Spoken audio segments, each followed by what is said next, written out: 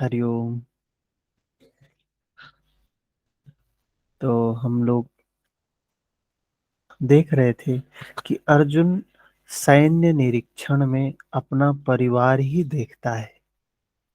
उसे सब अपने ही लोग दिखाई देते हैं। जिसे मारना है,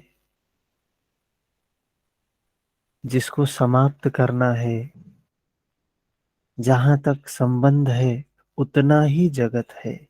विद्या जी, हरिओम। अनुराग के प्रथम चरण में ये मोह ही बाधक बनता है। साधक जब देखता है, आगे बढ़ता है, साधना के क्षेत्र में आगे बढ़ता है, तो ये स्थितियां ही आती हैं विघ्न के रूप में और उसे कमजोर बना देती है। घबराहट होने लगती है और उसे लगता है कि इनको समाप्त करके कौन सा कल्याण होने वाला है। कोई कल्याण नहीं होने वाला है इनको समाप्त करके। इनको मारने से कोई भला नहीं होने वाला है। ये नहीं होंगे तो हम जिएंगे कैसे। फिर वो रूढ़ियों में बचाव ढूंढने लगता है। समाज में जो रूढ़ियां होती हैं, समाज में जो हमारे कल्चर होते हैं, उसमें हम बचाव ढूंढने लगते हैं। कैसे हम बच जाएं इस अवस्था से। अर्जुन ने भी वही किया। उसने कहा कुल धर्म सनातन धर्म है, युद्ध से सनातन धर्म नष्ट हो जाएगा। ये कुल की स्त्रियां दूषित होंगी, वर्ण संकर पैदा होगा। ऐसे तमाम चीजें अर्जुन बताता है। अपने परिवार में ही, ये सारी सेना में ही अपना परिवार ही नजर आता है। बाहर के कोई नहीं है, सब परिवार के ही लोग हैं।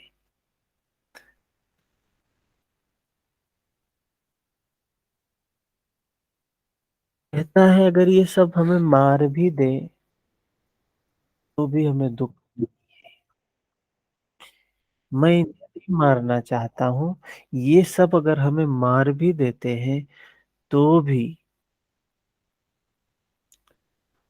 हमें दुख नहीं होगा।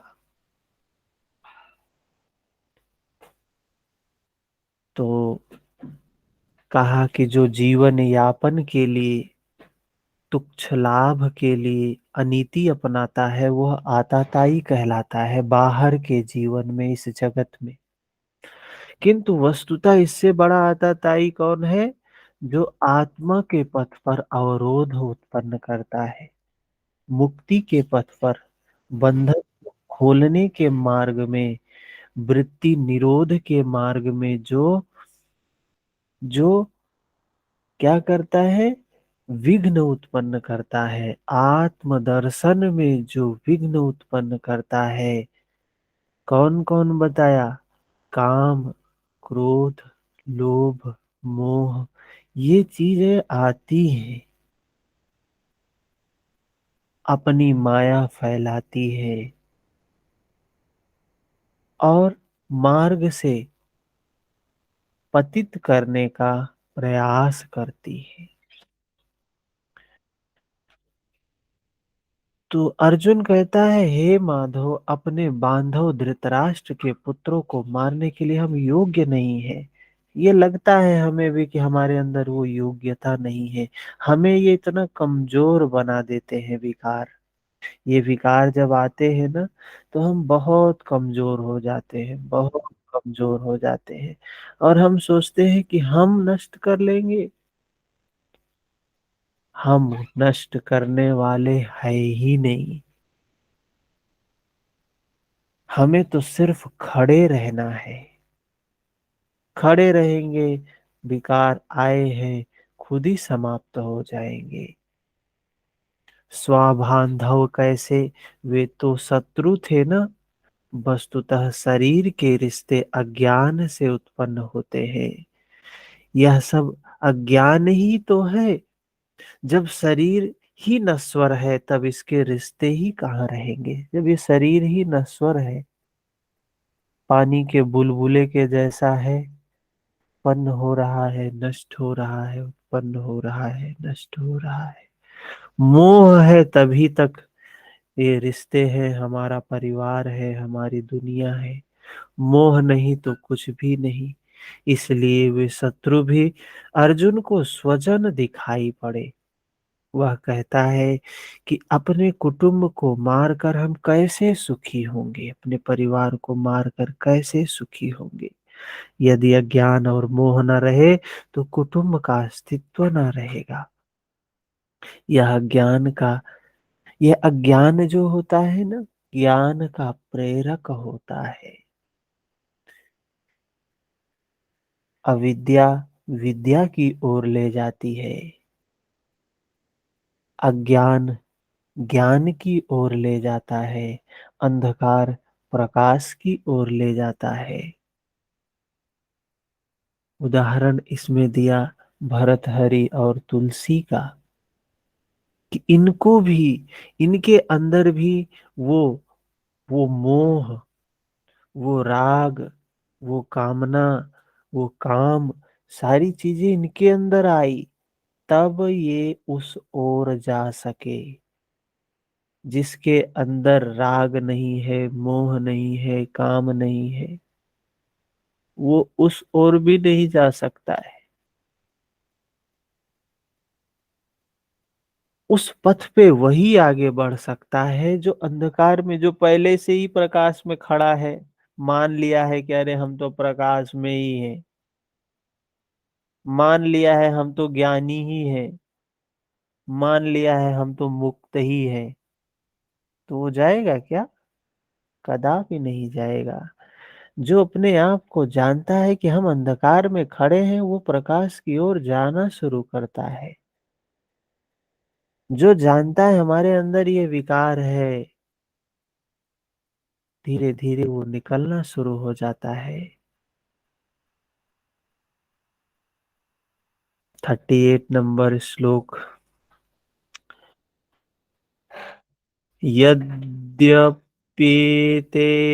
पश्यन्ति लोभोपहत चेतसः कुलक्षयकृतं दोषं मित्रद्रोहे च पातकम्। यद्यपि लोभ से भ्रष्ट चित्त हुए ये लोग कुलनाश के दोष, मित्र द्रोह के पाप को नहीं देखते हैं, यह उनकी कमी है। तो क्या होता है, हमें लगता है कि ये सामने वाले लोग ऐसे हैं, ऐसे हैं, हम तो बड़े समझदार हैं, हम तो बड़े बुद्धिमान हैं। हर आदमी यही समझता है अपने आप को, कि हम तो बुद्धिमान हैं और ये लोग नादान हैं। ये गलत गलत काम कर रहे हैं और हम सही सही काम कर रहे हैं। जो दृष्टि हम दूसरों पर डालते हैं, वो दृष्टि जब स्वयं पर पड़ती है तो पता चलता है कि हम क्या हैं। कथम न ज्ञेयम् अस्माभिः पापादस्मात् त्रिवर्तितुम् कुलक्षयकृतं दोषं प्रपश्यद्भिर्जनार्दन। हे जनार्दन, कुल नाश से होने वाले दोषों को जानने वाले हम लोगों को इस पाप से हटने के लिए क्यों नहीं विचार करना चाहिए। मैं ही पाप करता हूं ऐसी बात नहीं, आप भी भूल करने जा रहे हैं। एक धक्का श्री कृष्ण को भी लगाया, भगवान को भी लगाया, कि आप भी गलती करने जा रहे हैं। मैं गलती करूं तो बात समझ में आती है कि मैं अज्ञानी हूं, लेकिन आप अभी वह अपने समझ में अपने से कम कृष्ण से कम अपने आप को नहीं समझ रहा है। प्रत्येक नया साधक जब चलना शुरू करता है ना, तो इसी प्रकार की अवस्था होती है। इसी प्रकार की अवस्था होती है जब हम धर्म के मार्ग पर, अध्यात्म के मार्ग पर चलना शुरू करते हैं, तो हमें लगता है अरे हम तो बहुत मजे साधक हैं, बहुत अच्छे साधक हैं, हमने तो बहुत साधना की है, बहुत हमारा मन साफ है, विकारों से रहित है, निर्मल है। और यही लोग हैं जो अभी अभी किए नहीं है, साधना नहीं किए। हम्म? ऐसे ही तर्क करता है कि ऐसा हो जाए तो, ऐसा हो तो।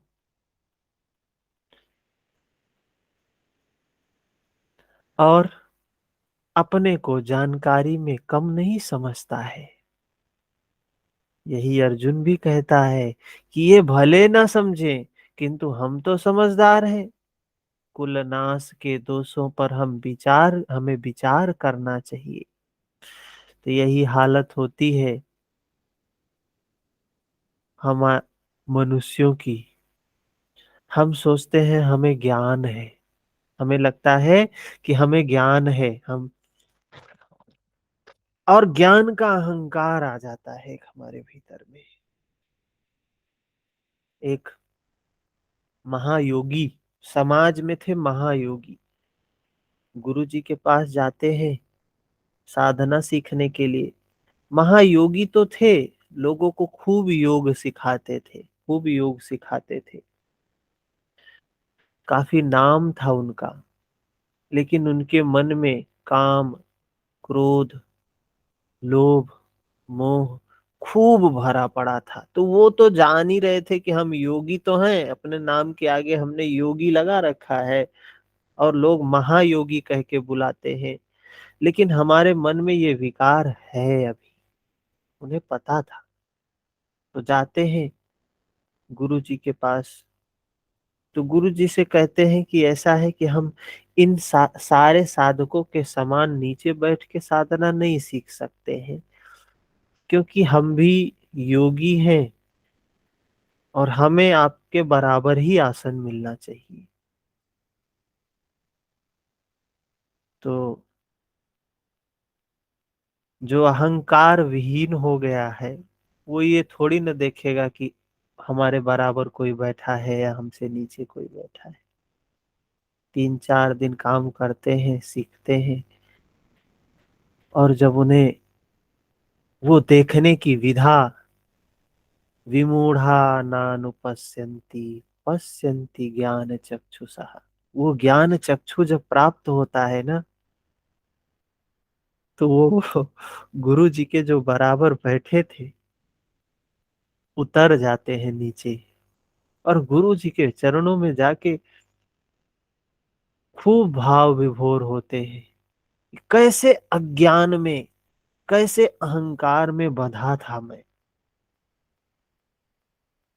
वो विधा जब वो दृष्टि मिलती है ना, तो अहंकार पिघलता है। तो अभी अर्जुन की स्थिति अज्ञान की है, समझ नहीं है अर्जुन को। वो समझ रहा है हम तो सब समझ रहे हैं, बाकी सब नहीं समझ रहे हैं। यही लगता है जीवन भर मनुष्यों को कि हम तो समझ रहे हैं धर्म क्या है, अध्यात्म क्या है। जो धर्म समझ रहा है उसके अंदर अभिमान तनिक भी नहीं होगा। जो धर्म समझ रहा है, धर्म के मार्ग पे चल रहा है, वो अपने अंदर के विकारों को समझेगा कि हमारे अंदर ये विकार हैं। जो धर्म के मार्ग पे चल रहा है, धीरे धीरे अहंकार, विकार, वासना सब निकलती जाएगी, निकलती जाएगी, निकलती चली जाएगी। कुल क्षय प्रणश्यन्ति कुल धर्मा सनातना धर्मे नष्टे कुलम कृत्सन् धर्मो अभिभवत्युत। कुल के नाश होने से सनातन कुल धर्म नष्ट हो जाएगा। जैसे हमारे समाज में कुछ हमारे कल्चर होते हैं, कुछ रीति रिवाज होती, कुछ रूढ़ियां होती हैं, कुछ कुरीतियां होती हैं, हमने समाज में उसी को धर्म बना रखा है। हम कहते हैं ये हिंदू धर्म है, ये मुस्लिम धर्म है, ये सिख धर्म है, ये जैन धर्म है, ये बौद्ध धर्म है। हमने क्या बना रखा है कि हमारे जो रीति रिवाज, व्रत, उपवास, तीज त्योहार ये सब हैं, यही धर्म है। उनसे धर्म से कोई लेना देना ही नहीं है, कोई लेना देना, दूर परे का कोई रिश्ता नहीं है उनका धर्म से। और हम जीवन भर समझते रहते हैं धर्म कर रहे हैं, धर्म कर रहे हैं, धर्म कर रहे हैं। हम गीता पढ़ते हैं तो हम सोचते हैं बड़ा धर्म का काम कर रहे। गीता पढ़ना भी धर्म का काम नहीं। कितने लोग उठे सुबह में, गीता का पाठ कर लिए, अरे हम तो धर्मात्मा। योग सूत्र का पाठ कर लिए, अरे हम तो बड़े धर्मात्मा। जो बुद्ध हैं वो सती पठान सूत्र का पाठ कर लिए, बड़े धर्मात्मा है। रामायण का पाठ कर लिए। क्या ये इससे धर्म से कोई लेना देना नहीं है। धर्म ग्रंथों को सिर्फ बोल लेना मात्र, या उठे सुबह सुबह उठे हनुमान चालीसा पढ़ लिया हमने तो बहुत धार्मिक हो गए, कोई मतलब नहीं है। कर्म कांड ही तो है। तो अर्जुन भी कह रहा है कि ये ऐसा होगा, हम इन विकारों को समाप्त कर देंगे, हमारा धर्म नष्ट हो जाएगा, शुद्ध धर्म मिलेगा, तो वो विकार तो छूटने ही है। तो अर्जुन को वो विकार ही लगते हैं धर्म है। कुलाचार को ही सनातन धर्म समझ रहा था। धर्म के नाश होने पर संपूर्ण कुल को पाप भी दबा लेता है, अर्जुन कह रहा है भगवान से। भगवान सुन रहे हैं अभी उसकी बातों को। तो जैसे हम लोग बच्चे की बातों को सुनते हैं ना, छोटे से बच्चे की बात को सुनते हैं। बच्चा हमसे प्रश्न पूछता है और हमें समझाता भी है, हाँ, कि ऐसा है, ये है, वो है। तो हम सुन के उसकी बातों को कुछ जवाब नहीं देते हैं, मुस्कराते हैं कि बच्चा देखो होता कैसे है। भगवान कृष्ण भी वैसे ही सुन रहे हैं अर्जुन की बात को। अधर्म अभिभवात् कृष्ण प्रदुष्यन्ति कुलस्त्रियः स्त्रीषु दुष्टासु वार्ष्णेय जायते वर्ण संकरः। हे कृष्ण, पाप के बढ़ जाने से कुल की स्त्रियां दूषित हो जाती हैं। यह वार्ष्णेय, स्त्रियों के दूषित होने से वर्ण संकर उत्पन्न होता है। अर्जुन की मान्यता थी कि कुल की स्त्रियों के दूषित होने से वर्ण संकर होता है, किंतु श्री कृष्ण ने इसका खंडन करते हुए आगे बताया कि मैं अथवा स्वरूप में स्थित महापुरुष यदि साधना क्रम में भ्रम उत्पन्न कर दे, तब वर्ण संकर होता है। वर्ण संकर के दोषों पर अर्जुन प्रकाश डालता है। अर्जुन की मान्यता क्या थी कि अगर कुल की स्त्रियां दूषित होंगी तो वर्ण संकर होगा। ये, और भगवान क्या कह रहे हैं, वर्ण संकर क्या है? अर्जुन गलत समझ रहा है।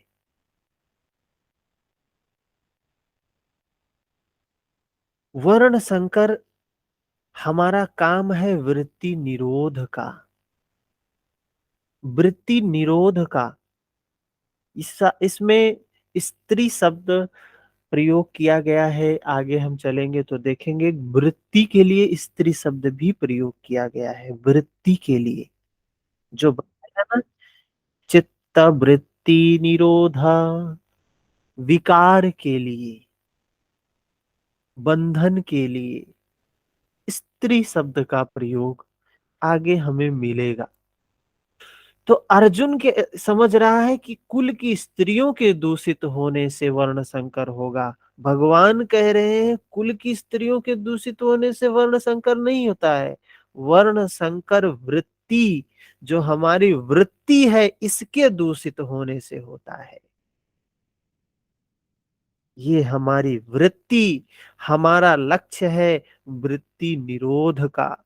हमारा जो हमें शरीर जो मिला है, किस लिए मिला है? वृत्ति निरोध के लिए, अपने स्वरूप में स्थित होने के लिए। तदा द्रष्टु स्वरूपे अवस्थानम, अपने स्वरूप में स्थित होने के लिए शरीर मिला है हमें।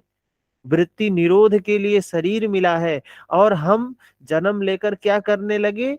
इसी वृत्ति को, वृत्ति रूपी, स्त्री रूपी वृत्ति को हम और मलिन करने लगे, दूषित करने लगे, और इसमें लोभ, और इसमें वासना, और इसमें राग, और इसमें क्रोध, द्वेष, मोह, ये सब और बढ़ा रहे हैं। तो वर्ण संकर है। किसी महापुरुष ने पीछे से साधना की पद्धति बताई है, मन को निर्मल करने के लिए। काम, जैसे हम लोग मार्केट में जाते हैं, सर्फ खरीद के लाते हैं, साबुन खरीद के लाते हैं, हाँ, तो लाते हैं, अपने कपड़े को साफ कर लेते हैं, करते हैं ना। तो हम वहां जाके ये नहीं पूछते हैं कि ये साबुन कौन सा है, हिंदू है, मुस्लिम है, बौद्ध है, सिख है, जैन है, ईसाई है, पुरुषों के लिए है, महिलाओं के लिए है, ब्राह्मणों के लिए है, शूद्रों के लिए है। वहां जाके हम ये नहीं पूछते हैं।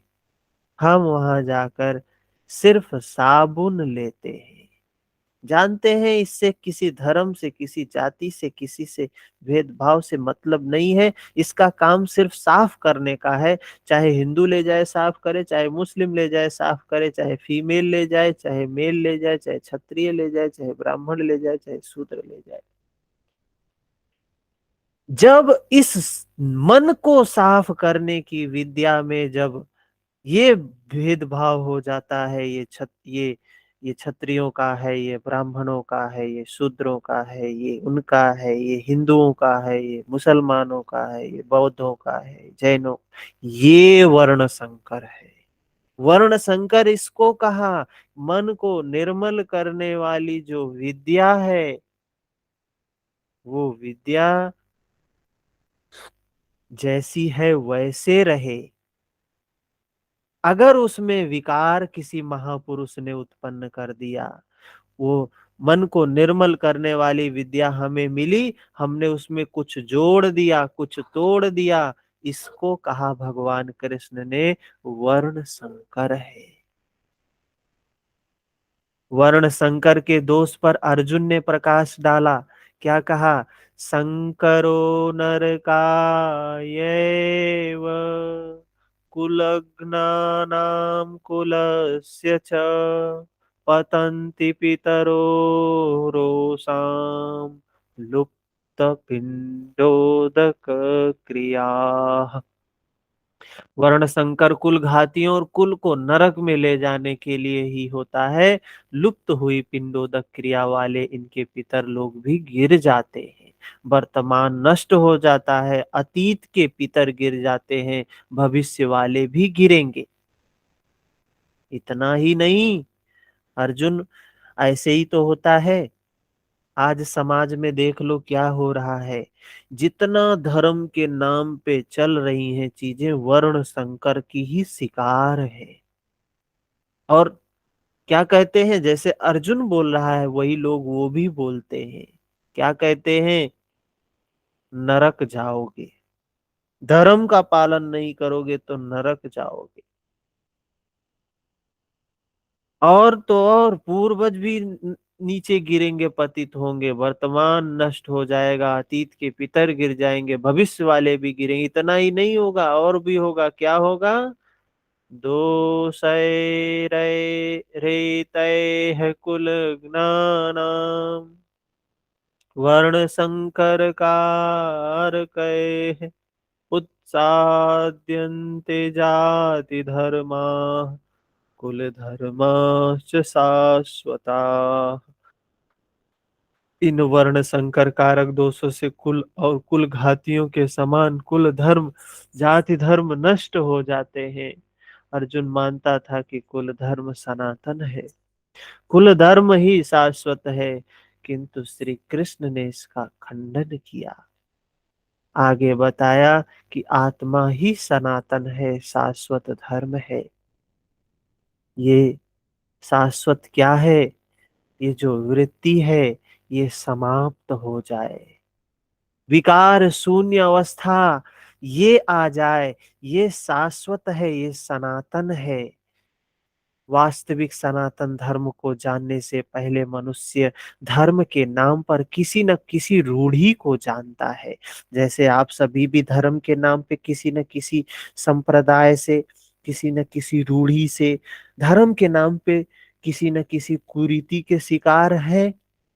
लेकिन धर्म क्या है? शुद्ध रूप में सुन रहे हैं कि धर्म शुद्ध रूप में क्या है, जिस जिससे संप्रदाय से कोई लेना देना नहीं है, जो श्री कृष्ण के शब्दों में एक रूढ़ी है। आप जिसे जान रहे हैं धर्म ना, वो धर्म नहीं है, वो रूढ़ी है, कुरीति मात्र है। उत्सन्न कुल धर्माणाम मनुष्याणाम जनार्दन नरके नियतं वासो भवतीत्यनुशुश्रुम। हे जनार्दन, नष्ट हुए कुल धर्म वाले मनुष्यों का अनंत काल तक नरक में वास होता है, ऐसा हमने सुना है। केवल कुल धर्म ही नष्ट नहीं होता है, बल्कि शाश्वत सनातन धर्म भी नष्ट हो जाता है। जब धर्म ही नष्ट हो गया तो ऐसे पुरुष का अनंत काल तक नरक में निवास होता है, ऐसा हमने सुना है। अर्जुन कह रहा है, जनार्दन, जिसका धर्म नष्ट हो जाता है वो नरक में जाते हैं, बिल्कुल नरक में जाते हैं। जिसका धर्म नष्ट हो गया, हमारा धर्म क्या है? क्या है हमारा धर्म? हमारा धर्म है अपने मन को विकारों से रहित करना है, निर्मल करना है मन को। ये हमारा धर्म है। और हमने क्या समझ रखा है? ये हमारा हिंदू धर्म है, मुस्लिम धर्म है, सिख धर्म है, बौद्ध धर्म है, जैन धर्म है। तो हम क्या करेंगे? हिंदू है तो उनकी पूजा करेंगे, मुस्लिम है तो उनकी पूजा करेंगे। हिंदू है तो मंदिर जाएंगे, मुस्लिम है तो मस्जिद जाएंगे। दिन जिंदगी भर यही करते रहेंगे धर्म के नाम पे। बड़े धार्मिक, हम तो बड़े धार्मिक। हम्म। राम के मंदिर जाएंगे, कृष्ण के मंदिर जाएंगे, राम के मंदिर बनाएंगे, कृष्ण के मंदिर बनाएंगे, ये करेंगे, वो करेंगे। पूरा जीवन यही सब करते रहते हैं धर्म के नाम पे। राम के मंदिर बनाएंगे, कृष्ण के मंदिर बनाएंगे, राम के कृष्ण के गुणों को धारण नहीं करेंगे। राम ने, कृष्ण ने जो कहा, भगवान राम कह रहे, निर्मल मन जन सो मोहि पावा, सो मोहि भावा। मुझे कौन भाता है? जिस निर्मल मन वाला। और हमारे मन में तो राग द्वेष मोह क्रोध वासना कूट कूट के भरी हुई है। हम राम के परम भक्त हैं, दिन भर राम राम राम राम राम राम करते रहते हैं, दिन भर राधा कृष्ण कृष्ण कृष्ण बोलते रहते हैं। लेकिन मन में तो भरा है ना ये सब। तो धर्म कहाँ है हमारे अंदर? धर्म तो तब है जब हमारा मन साफ हो, या हम साफ करने के मार्ग में चल रहे हों। हमारे कपड़े पे दाग लगी हुई है और हमें पता नहीं है दाग लगी हुई है। वही मैला कुचैला कपड़ा पहने घूम रहे हैं जीवन भर। क्या मिल जाएगा उससे? और हमें लग रहा है यही धर्म की चादर है, ओढ़े हुए है। समझ भी नहीं है। तो वही हालत हमारी है धर्म के नाम पे, धर्म के क्षेत्र में। जैसे कहीं कहीं देखते होंगे रास्ते के किनारे कुछ कुछ व्यक्ति बिल्कुल क्षिप्त अवस्था में होते हैं, नंग धड़ंग, मैले कुचैले कपड़े पहने हुए ऐसे नाली वाली में गिरे रहते हैं, सड़क के किनारे पड़े रहते हैं। देखा होगा, कोई होश नहीं, बिल्कुल ऐसी अवस्था में पड़े हुए हैं। देख के इंसान देखता भी नहीं उधर कोई पड़ा हुआ है। क्यों? वही हालत धर्म के नाम पे हम सबकी हुई है। वैसे ही हम लोग भी धर्म के नाम पे पड़े हुए हैं, और धर्म का लेस मात्र भी नहीं है। अर्जुन कह रहा कुल धर्म नष्ट हो जाएगा, शाश्वत सनातन धर्म नष्ट हो जाएगा, और जब धर्म नष्ट हो जाएगा तो नरक में ही निवास करेंगे। अरे अभी कौन सा जो है स्वर्ग में निवास कर रहे हो? अभी धर्म अगर है तो स्वर्ग में तो हो नहीं। धर्म होगा तो स्वर्ग में होगा आदमी, शांति में होगा आदमी, सुख में होगा आदमी। धर्म सुख है, शांति है, मुक्ति है। अभी भी धर्म में नहीं है। धर्म में होता इतना आकुल व्याकुल थोड़ी ना होता। अगर हमारे अंदर व्याकुलता है, अशांति है, तो धर्म नहीं है।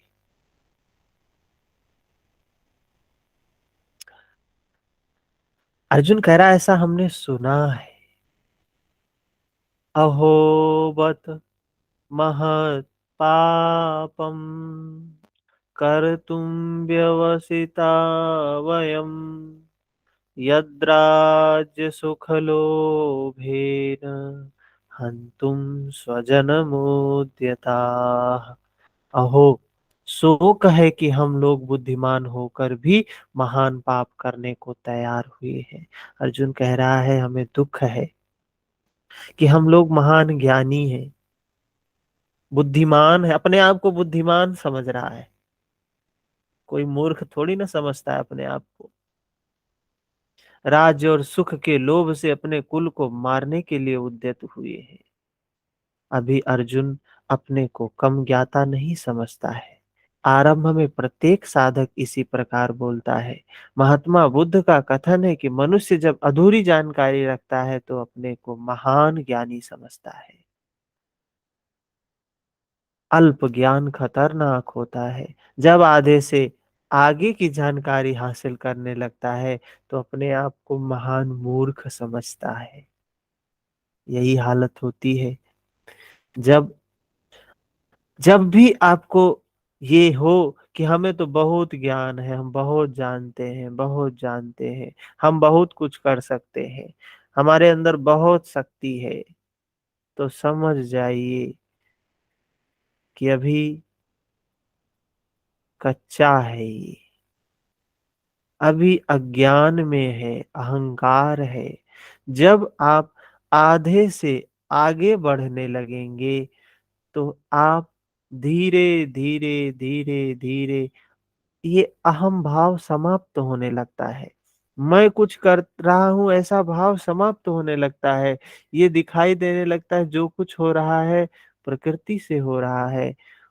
वो प्रकृति ही सब कर रही है, वो धर्म ही सब कर रहा है, हम तो सिर्फ निमित्त मात्र हैं।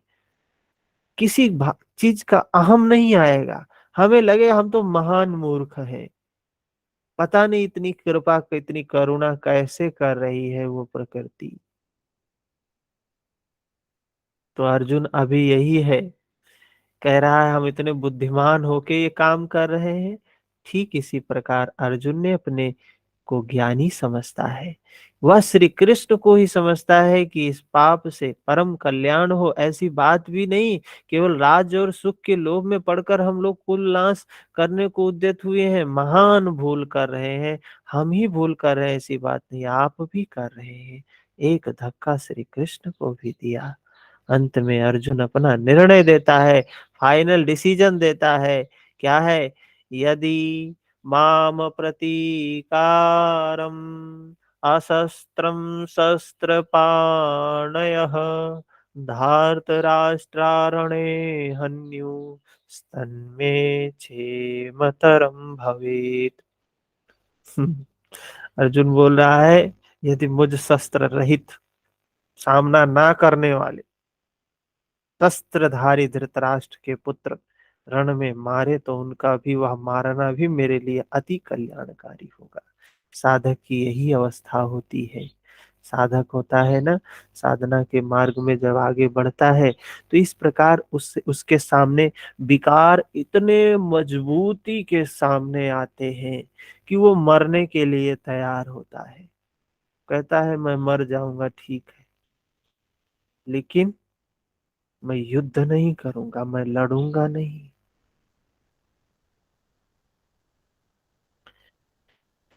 इतिहास तो कहेगा अर्जुन समझदार था जिसने अपनी बलि देकर युद्ध बचा ली। हम सोचते हैं कि हमारे इस झुकने से भला हो जाएगा, कल्याण हो जाएगा, लेकिन इससे कोई कल्याण नहीं होने वाला है। कल्याण तो एक ही माध्यम से होने वाला है, इन विकारों के समाप्त होने से।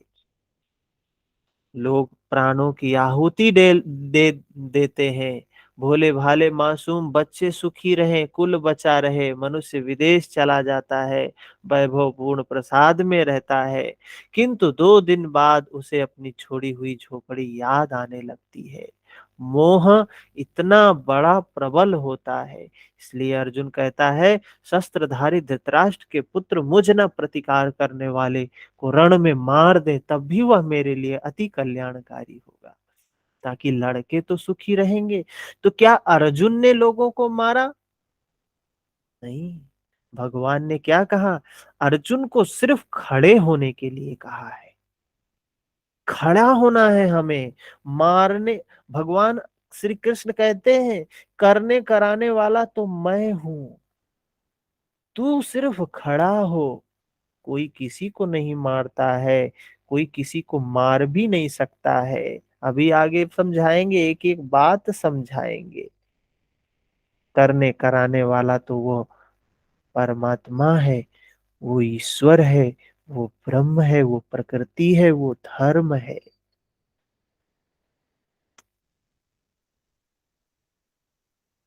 संजय बोलता है, संजय समाधि की अवस्था है। संजय अज्ञान रूपी मन को समझाता है। संजय वीतराग की अवस्था है, संयम समता की अवस्था है। क्या कहता है? एवमुक्त्वार्जुनः संख्ये रथोपस्थ उपाविशत् विसृज्य ससरं चापम् शोक संविग्रमानसः। संजय बोला कि रणभूमि में शोक से उद्विग्न मन वाला अर्जुन इस प्रकार कहकर बाण सहित धनुष को त्याग कर रथ के पिछले भाग में बैठ गया। अच्छा, एक चीज ध्यान में रखने योग्य है कि संजय ये सारी चीजें देख रहा है। मन हमारा भागेगा। हमारा मन, ये अनुरागी मन चाहता तो है मुक्ति मिल जाए, हम चाहते तो मुक्त हो जाएं, लेकिन जैसे ही हम काम शुरू करते हैं ना, तैसे ही हमारे सामने ये मोह, ये वासना, ये राग, ये द्वेष, ये लोभ, ये खड़े होते हैं। खड़े हो रहे हैं तो ठीक है, क्या करना है? देखना है। संजय तो देख ही रहा था ना, समाधि अवस्था में संजय देख ही रहा है। उससे उसे कोई फर्क नहीं, वो देख रहा है मन क्या काम कर रहा है, मन क्या क्या कर रहा है, वो देख रहा है। यही देखना ही है। विमूढ़ा नानुपश्यन्ति पश्यन्ति ज्ञान चक्षुषा। इस अवस्था में हमें देखते ही रहना है, मन क्या कर रहा है इसको देखते रहना है, देखते रहना है। बैठ गया पीछे जाके, बैठ गया पीछे जाके, जान रहा है कि ये ऐसी ऐसा हो रहा है। क्षेत्र क्षेत्रज्ञ के संघर्ष में भाग लेने से पीछे हट गया। तो इस प्रकार हम लोगों ने देखा कि प्रथम अध्याय अर्जुन विषाद योग, ये क्या है, इसमें क्या बातें बताई गई हैं। निष्कर्ष देखते हैं। गीता क्षेत्र क्षेत्रज्ञ के युद्ध का निरूपण है। यह ईश्वरीय विभूतियों से संपन्न भगवत स्वरूप को दिखाने वाला गायन है। यह गायन जिस क्षेत्र में होता है वह युद्ध क्षेत्र, यह शरीर है जिसमें दो प्रवृत्तियां हैं, धर्म क्षेत्र, कुरुक्षेत्र। उन सेनाओं का स्वरूप, उनके बल का आधार बताया, शंख ध्वनि हुई और उनके पराक्रम की जानकारी मिली। तदंतर जिस सेना से लड़ना है उसका निरीक्षण हुआ, जिसकी गणना 18 अक्षौहिणी लगभग 6.5 अरब कही जाती है, किंतु वस्तुतः वे अनंत है। प्रकृति के दृष्टिकोण से दो हैं, एक इष्टोन्मुखी दैवी संपद, दूसरा बहिर्मुखी प्रवृत्ति आसुरी संपद। तो दोनों प्रकृति ही है। चाहे हम भीतर जा रहे हैं, दैवी संपद की ओर जा रहे हैं, वो भी प्रकृति का ही एक अंश है। जैसे महर्षि पतंजलि ने कहा, वृत्ति, वृत्ति क्या है? क्लिष्ट और अक्लिष्ट। क्लिष्ट वृत्ति एक तरफ, अक्लिष्ट वृत्ति दूसरी तरफ, ऐसे यहाँ बताया। दो ये है। और जो इष्टोन्मुखी है दैवी संपद, परम धर्म परमात्मा की ओर ले जाती है, जो दूसरी प्रकृति में विश्वास दिलाती है। पहले दैवी संपद को साध कर आसुरी संपद का अंत किया जाता है, फिर शाश्वत सनातन परम ब्रह्म में दिग्दर्शन और उसमें स्थिति के साथ दैवी संपद की आवश्यकता शेष हो जाती है। युद्ध का परिणाम निकल आता है। अर्जुन को सैन्य निरीक्षण में अपना परिवार ही दिखाई पड़ता है। जिसे मारना है, जहां तक संबंध है उतना ही जगत है। अनुराग के प्रथम चरण में पारिवारिक मोह बाधक बनता है। साधक जब देखता है कि मधुर संबंधों से इतना विच्छेद हो जाएगा, जैसे वे थे ही नहीं, तो उसे घबराहट होने लगती है। स्वजन आसक्ति को मारने में उसे अकल्याण दिखाई देने लगता है। वह प्रचलित रूढ़ियों में बचाव ढूंढने लगता है, जैसा अर्जुन ने किया। उसने कहा, कुल धर्म ही सनातन धर्म है। इस युद्ध से सनातन धर्म नष्ट हो जाएगा, स्त्रियां दूषित हो जाएंगी, वर्ण संकर होगा, कुल अकुल घातियों को अनंत काल तक नरक में ले जाने के लिए ही होता है। अर्जुन अपनी समझ से सनातन धर्म के लिए विकल था। उसने श्री कृष्ण से अनुरोध किया कि हम लोग समझदार होकर महान पाप क्यों करें। श्री कृष्ण ने भी पाप करने जा रहे हैं, ऐसा अर्जुन का मत था। अंततो गत्वा पाप से बचने के लिए कहता है, मैं युद्ध नहीं करूंगा। ऐसा कहता हुआ हताश अर्जुन रथ के पीछे भाग में बैठ गया, क्षेत्र क्षेत्रज्ञ के संघर्ष से पीछे हट गया। ऐसे व्यक्ति को भगवान श्री कृष्ण तैयार करते हैं। तो ये गीता प्रेरणा मात्र है हम सबको तैयार करने के लिए। हम सभी उस इस विषाद में हैं, हम सभी पीछे ना बैठे, हम सभी उठ खड़े हों और उस धर्म के मार्ग पर चलने लगे। इसीलिए ये भगवान श्री कृष्ण की गीता है। टीकाकारों ने इस अध्याय को अर्जुन विषाद योग कहा है। अर्जुन अनुराग का प्रतीक है। सनातन धर्म के लिए विकल होने वाले अनुरागी का विषाद योग का कारण बनता है। यही विषाद मनु को हुआ था। हृदयम बहुत दुख लाग, जन्म गयु हरि भगति बिनु। रामचरितमानस में बाबा गोस्वामी तुलसीदास जी ने लिखा है। संशय में पढ़कर ही मनुष्य विषाद करता है। जब जब हमें दुख आता है, जब जब हम शोकग्रस्त होते हैं, जब जब हमें विषाद आता है, तो हम संशय में होते हैं, भ्रम में होते हैं, अज्ञान में होते हैं, तो हमें विषाद आता है। अतः संशय विषाद योग का सामान्य नामकरण इस अध्याय के लिए उपयुक्त है। इस प्रकार श्रीमद् भगवद गीता रूपी उपनिषद ब्रह्म विद्या योग शास्त्र विषयक श्री कृष्ण अर्जुन के संवाद में संशय विषाद योग नामक प्रथम अध्याय पूर्ण होता है। 10 मिनट है, किसी को कोई प्रश्न है, कुछ पूछना है तो पूछ सकते हैं।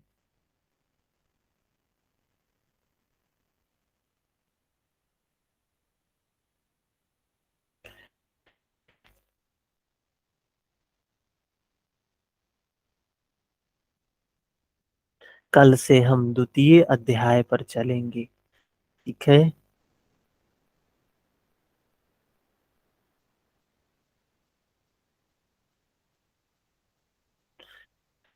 कोई प्रश्न नहीं है तो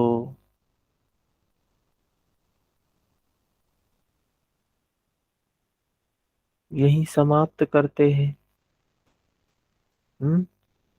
मिलते हैं 5:30 बजे कल सुबह में। हरिओम।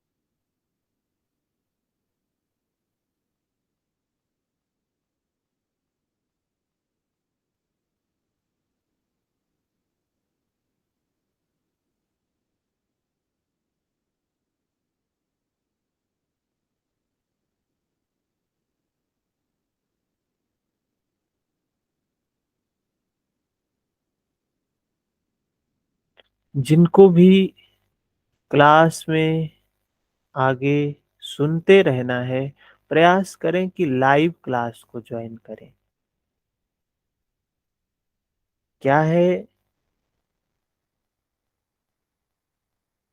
ये संभव शायद ना हो कि रिकॉर्डिंग रोज हो पाए, तो इसलिए लाइव ज्वाइन करेंगे तो अच्छा रहेगा। नंबर पे मैसेज कर सकते हैं 94 53 73 11 70 9453731170। इस नंबर पे व्हाट्सएप कर दें और हम आपको ग्रुप में ऐड कर लेंगे, जिससे आगे की क्लास को सुन सकते हैं। ये रिकॉर्डिंग करवाना, इसमें भी खर्चा लगता है, तो कोई ज़्यादा मतलब का नहीं होता है। पता नहीं कितने लोगों के लिए यूज़फुल होता है। प्रयास करें कि रोज़ सुबह में जुड़े, दिन अच्छा होगा। हरि ओम।